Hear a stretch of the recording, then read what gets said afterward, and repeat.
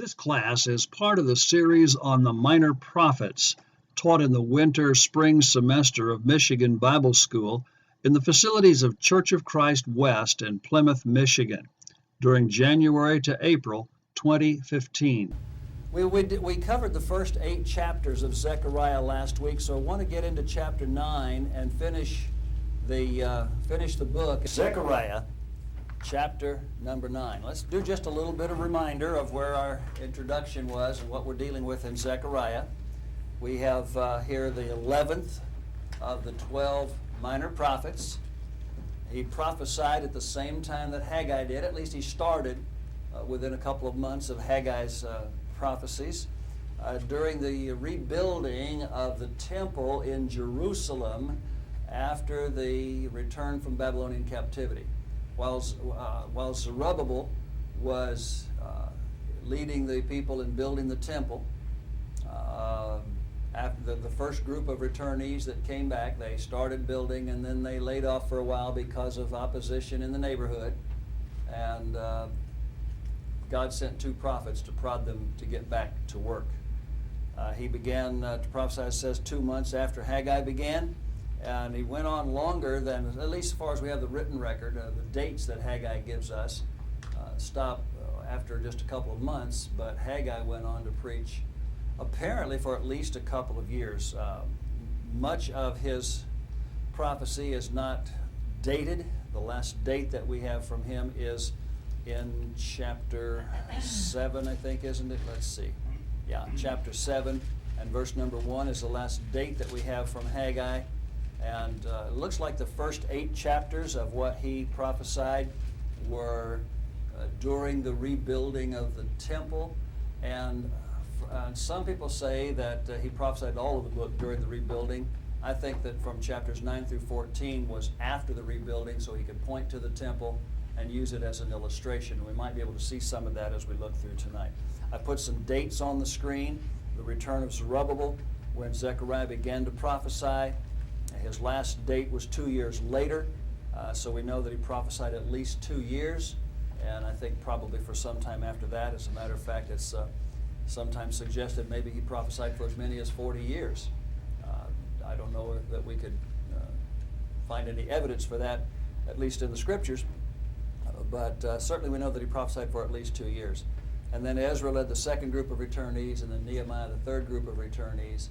And we will come to that point when Nehemiah led the third group back. Nehemiah came back as the governor and then went back after his term of governorship ended. He went back to the king in Persia and was reappointed to serve a second term as governor in Judea.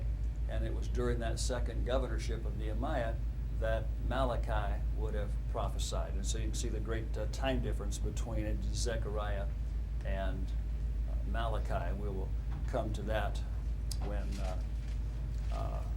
we get to Malachi. I have much of this information in a handout that I'll give to you later, but you take whatever notes you think are helpful, because when you write it down, it's going to mean more to you than what I write down. Zechariah, you might remember, is the longest book among the minor prophets. 14 chapters here, but by way of words and sentences and verses and chapters, it's the longest. Zechariah is sometimes called the Old Testament Apocalypse, which means, the word apocalypse means hidden language or mysterious communication. It's much like the Revelation, written in highly figurative language. And to people who didn't grow up in the culture and weren't living at the time it was written, a lot of varied interpretations of Revelation, as you know. The same thing happens with regard to Zechariah, and that's where we want to spend the bulk of our time, at least in our first hour this evening. Over 85 times, or approximately 85 times, in the book of Zechariah, he uses the expression, "the Lord said," or some similar expression, showing that he's writing what God told him to write. The book of Zechariah did not come from the mind of Zechariah. It came from the mind of God. He wrote down what he was told to write. We found that several times in our minor prophets. We see it otherwise numerous times in the Old Testament, maybe more so than in the New Testament. the book of Numbers, the book of Ezekiel especially, the book of Leviticus. Over and over again we read, God said, God told him to say this, and such as that. Too much evidence here that the Bible is the product of the mind of God rather than of the mind of man, for anybody really to reliably or believably argue against it, against the inspiration of the Bible. But Zechariah is just one example of that. We talked about that last week. In the outline, we looked at the outline of the book, prophecies again, first 8 chapters during the building of the temple, and chapters 9 through 14 after the completion of the temple, and we'll get into that tonight. Chapter 9 of Zechariah and verse number 1. Almost there. The burden of the word of the Lord against the land of Hadrach, and Damascus its resting place, for the eyes of man and all the tribes of Israel are on the Lord. I'm not going to take time to try to explain every figure of speech or every prophecy in here, but I do want to let you know that Hadrach is a city. You recognize Damascus as being a city in Syria. Hadrach was not too far away. There's another city in Syria, just so you can kind of keep your focus on what you're dealing with there. And then, if you will, verses 3 through 4, Duana. For Tyre built herself a tower, heaped up silver like the dust, and gold like the mire of the streets. Behold, the Lord will cast her out. He will destroy her power in the sea, and she will be devoured by fire. Okay. Also in verse 2 he mentions Zidon. Tyre and Sidon, we usually say from New Testament spellings. Tyrus or Tyre and Zidon. Tyrus and Zidon usually in the Old Testament. If this were a class on Zechariah and we were spending the whole semester digging into this book, and we could easily do that and still not plumb the depths of Zechariah, we would take some time here to discuss the creation of Tyre, the history of Tyre, the destruction of Tyre. There are some marvelous pictures on the internet. There is a lengthy article in Apologetics Press. If you are interested in digging into some of that history and geography about the destruction of the fulfillment of this prophecy of the destruction of Tyre, it's just amazing. Tyre was built in 2 sections. There was a city out on an island. We're in the northeast quadrant of the Mediterranean Sea, up against Palestine. There's an island that sticks out there. Today it's not an island, it's a peninsula. So when you look at it on today's modern map, you'll see a peninsula, a long peninsula sticking out, a little finger sticking out off the land. It used to be an island, and it had walls that went straight down into the sea. Smooth, straight walls, so there was no way to climb up from the sea and get into that city. And they used to brag about how impregnable that city was. There was a city built just opposite that over on the mainland. It is today generally referred to as the old city of Tyre. Old because it was completely destroyed. Ultimately, the island city was as well, but it took a little bit longer because of its situation. Alexander, when he came, after many different kings had tried to conquer that island portion of that city, Alexander came along. Nebuchadnezzar had pretty much destroyed the old city on the mainland and threw a lot of the rubble off into the sea, as the prophet said he would, just leveled the city and left it flat. When Alexander came along, he started off trying to be a friend. He wanted to come and worship in their temple. They didn't trust him. They thought he was going to use that as an excuse to conquer him, and so they told him no, he couldn't come in. That made Alexander angry, and he was determined to conquer that city that though nobody else had done. Alexander, wanted to make a name for himself, and of course everybody knows Alexander the Great, so he made a pretty good name for himself. He took the rubble from the destruction of the mainland city and threw it into the sea and built a causeway that he could walk right out to the island and take his siege engines and his catapults and all that kind of stuff out there and batter down the walls and throw the flaming whatever over the walls and burn down the city. He conquered that city. by building a causeway. It took him several years, and he had a lot of trouble. It's a very interesting history, the details of what all went on there. Much of it is in this article at apologeticspress.org, and you might want to just use apologeticspress.org and just type in destruction of Tyre and see what you get. But the whole thing is here if you want to copy that link down and go look that up. Verse number 6 in chapter 10 then, Francine, if you're ready to read for us, we'll move over to chapter 10. And I will strengthen the house of Judah, and I will save the house of Joseph, and I will bring them again to place them. For I have mercy upon them, and they shall be as though I had not cast them off. For I am the Lord their God, and will hear them. When you see Judah and Joseph, the house of Judah, the house of Joseph, what are you thinking? Who's the house of Joseph? Specifically and literally, Ephraim and Manasseh.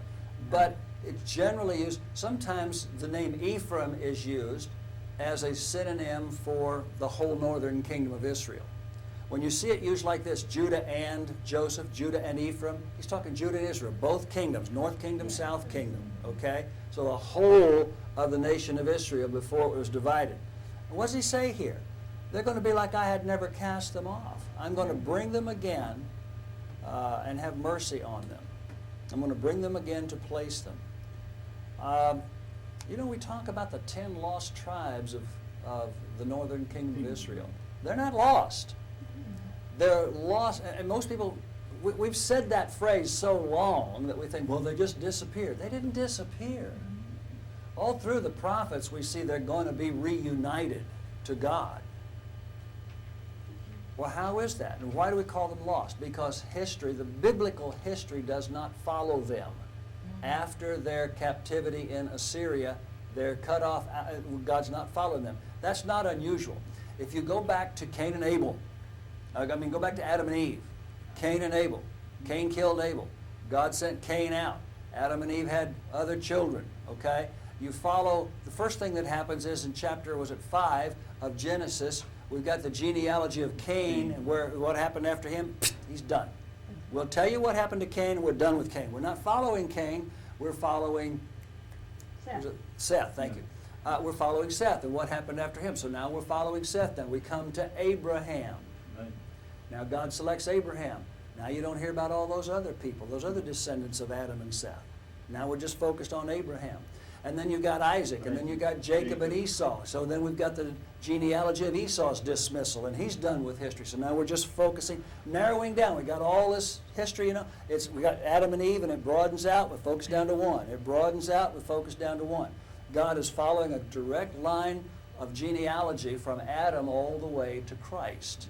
So when we just are done talking about the northern kingdom, that's not a problem. That's completely consistent with the rest of the Bible, the historical records of the Old Testament. They're not a part of the genealogy of the Christ. The Bible is about Jesus Christ. We're focused on He's coming and who He is and how you're going to recognize Him when He gets here. He's here, what He did, what He said, what He taught us, what He called us to do and to be.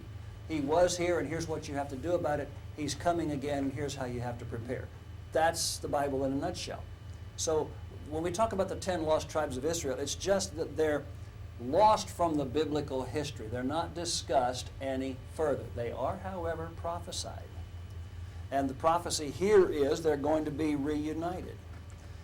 They're going to be reunited in the Christ in the broad context of Zechariah. He doesn't say that in this verse, but that's much of what the whole book of Zechariah is about, is all nations and tribes being reunited in Christ. And he specifies here that the northern kingdom, as well as the southern, is going to be accepted back into God's plan. Okay? All right, Alvin, let's go to you. Chapter 11, verses 7 through 14. It's a rather lengthy reading, but we talked about this last week, about the two staffs, or staves, one called beauty and the other called bands. Let's read this, if you don't mind, sir. Okay, chapter 11, 7 through 14. That's it, yes, sir. verse 7 starts and says, I will feed the flock of slaughter, even you, O poor of the flock. And I took upon me 2 slaves, or staves. The one I call Beauty, and the other I call Bands. And I fed the flock. 3 shepherds also I cut off in 1 month, and my soul loathed them, and their soul also abhorred me. Then said I will not feed you, that thou diest, let it die, and that thou is to cut off, let it be cut off, and let the rest eat every one the flesh of another. And I took my staff, even Beauty, and cut it to asunder, that I might break my covenant which I had made with all the people. And it was broken in that day. And so the poor of the flock that waited upon me knew that it was the word of the Lord. And I said unto them, if ye think good, give me my price. And if not, forbear, for thy weight, for my price, 30 pieces of silver. And the Lord said unto me, cast it unto the potter, a godly price, that I was priced at of them. And I took the 30 pieces of silver and cast them to the potter in the house of the Lord. Then I cut asunder my other staff, even Bands, that I might break the brotherhood between Judah and Israel. Thank you very much for that long reading. I appreciate that. Well, it's a parable. He's got 2 staves, or a staff and a staff, but staves is the plural. I grew up thinking a stave was a piece of a barrel, you know, the barrel staves, but that just means a staff. It's just the plural of a staff, so you take a stick, and you got 2 sticks, you got them. Anyway, he tells us what they mean. One of them, Beauty, is God's covenant with his people, and the other Bands is the connection between the northern kingdom and the southern kingdom. So we don't have to worry about what the 2 mean. God specifically tells us that, describes their departure into captivity, describes how the people went into captivity. But wait a minute, we're talking about the time when they've come back from captivity, right? I mean, they're building the temple. So why is he talking about going into captivity? He's not talking about the past. And we're going to see this on through the end of Zechariah. He is using their recent experience to try to teach them within a framework they can understand what's going to happen when the Christ comes. That the lifestyle, the system in which they're living is going to be cut off. I'm not going to have anything more to do with that, God says. People today who want to go back to the Old Testament, want to bring the Jews back. They're perpetually God's people. He's going to restore them. They want to go back and have God put together what he prophesied he was going to take apart. There's not going to be any more Judah, Israel, Ephraim, Manasseh, Simeon, Dan, Gad, all that. None of that stuff. That's not relevant anymore. That nation was raised up for the single purpose of bringing Christ into the world, and I guess you'd still call it part of a single purpose, revealing God to the world so that God could show the world who he is, how to understand him. Paul tells us twice in the New Testament, the Old Testament was written down so we could learn and be admonished. We read the Old Testament so that we know how to understand what God speaks and what we're supposed to do with the words that God gives us. And so he's talking here about how they're going off into captivity, but they already went into captivity. So what's he talking about? When the Christ comes, the whole Jewish system is going to be thrown into captivity. It's not going to be a part of a relationship with God anymore. He's done with it. That's what he's talking about in this passage. And that's his message from now through the end of the book of Zechariah. In chapters 9 through 13, you may want to take this down. I don't think I have this in the handout. Just some of the prophecies of Christ we can see in chapters 9 through 13, some specific things that you're familiar with. The riding in the donkey colt, coming into what we call the triumphal entry into Jerusalem. The broad dominion, he rules over the whole world. There'll just be one kingdom under Christ. The price of his betrayal, we just read that here in this reading in chapter 11, 30 pieces. And then to use those 30 pieces to cast into the potter's field. And by the way, I apologize, there's an error on this chart. Chapter 11 and verse 12, the betrayal price. Chapter 11, it should say verse 13, for casting that money, buying the potter's field with that money. And, of course, the New Testament references are here for you. Piercing the Messiah, driving the nails into his hands and feet. Specifically, again, the wounds in his hands are mentioned.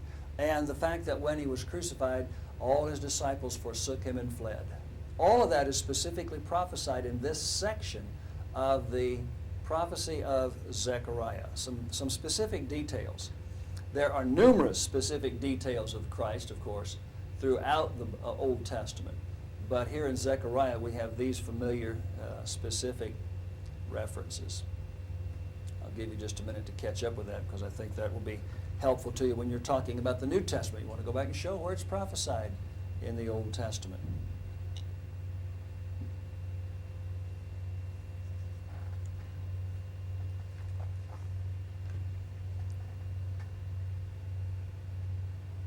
Enough. Now we come to the fun part.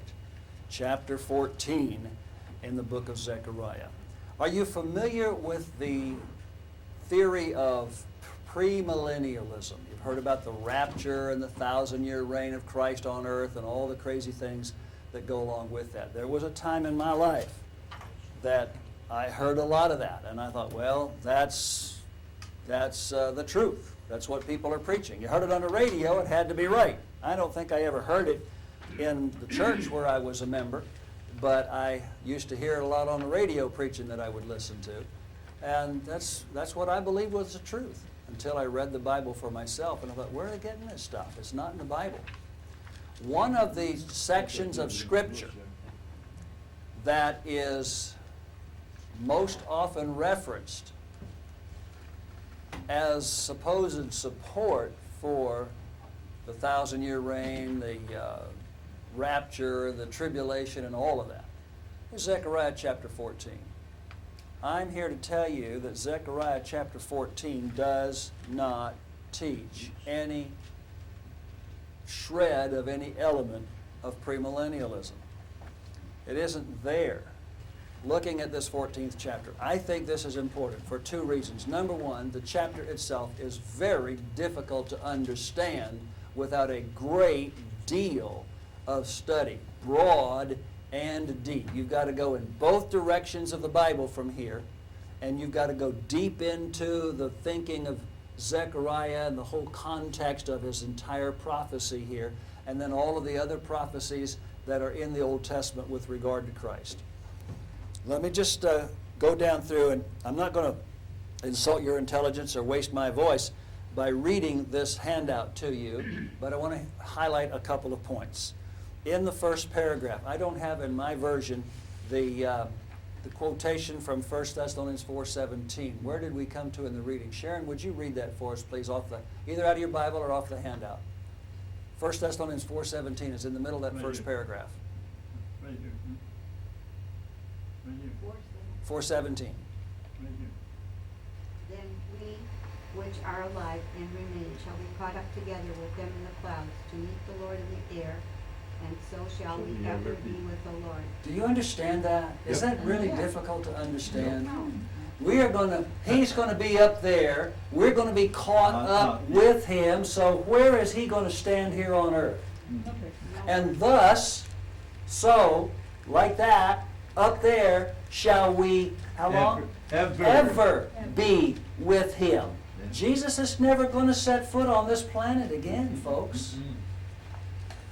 Not if the Bible is true. And you and I both believe the Bible is true. That verse, or that part, that's only a part of the verse. That part of that verse is enough to tell us that whole premillennial idea is absolutely false. There can't be a premillennial.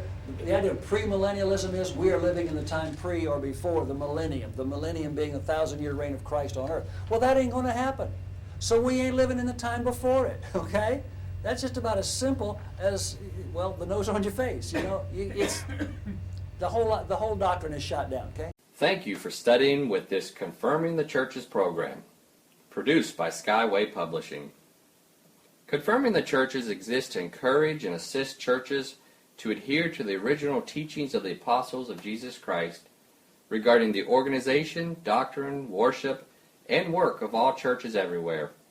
Study guides, books, tracts, and essays in print and online, as well as audio and video productions on disc and online, are employed to this end. All are free of charge in the English language and in several other languages to mission churches around the world.